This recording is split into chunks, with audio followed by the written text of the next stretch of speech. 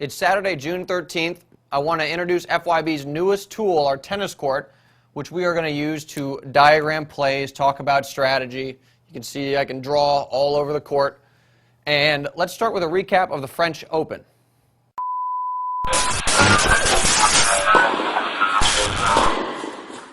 Last Saturday, Roger Federer beat Robin Soderling in the final of the French Open. It's Federer's first French Open title. He's now got the career Grand Slam.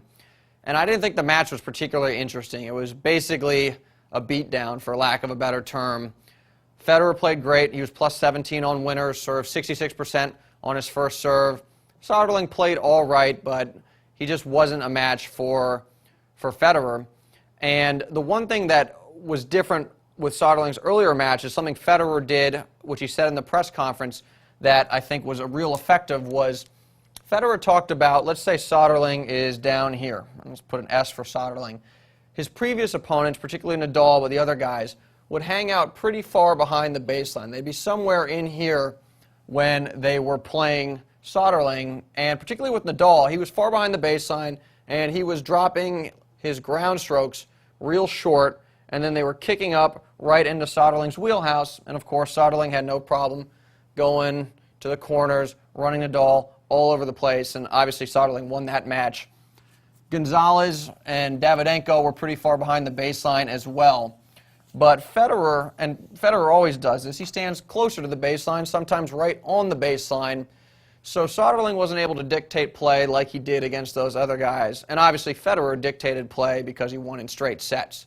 So that was not really an adjustment that Federer made, but that was why Federer was able to take it to Soderling, unlike some of the guys that Soderling played in the previous rounds. The other thing I want to talk about is Federer's use of the drop shot. It's a shot he hasn't really used in the past, not only on clay but other surfaces, and he incorporated it with great success into his game this past French Open. And I want to talk about a few points related to how he uses the drop shot and his drop shot technique. Now, Mary Carrillo made a great point about Fed's drop shot technique. Federer's forehand grip, as we've explained in another video, is an Eastern. And with that conservative grip, it's real easy for him to slide maybe a bevel or so, maybe half a bevel over, and get to a grip that he can use to effectively hit a drop shot. And that's an advantage over some other guys which have more extreme grips, and then you have to move your grip a lot more to get to an appropriate grip. The disguise isn't quite there.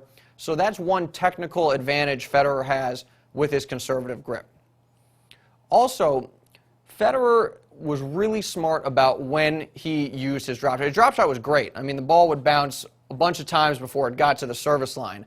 But it was when he chose to use his drop shot that really set that point apart. Now, famously, you could say, Federer drop shotted on Jose Acasuso's second serve a couple times. And why exactly is he drop shotting on a second serve? Well, when most pros hit a second serve, when they land, they are a little bit inside the baseline. Let's say they're right about here.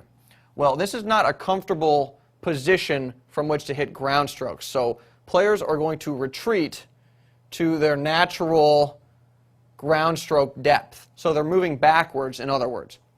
So if Acasuso serves as the ball's traveling through the air, he is moving back. And then if Federer hits that drop shot, Acasuso has to stop and then close on the ball, so he has to change direction.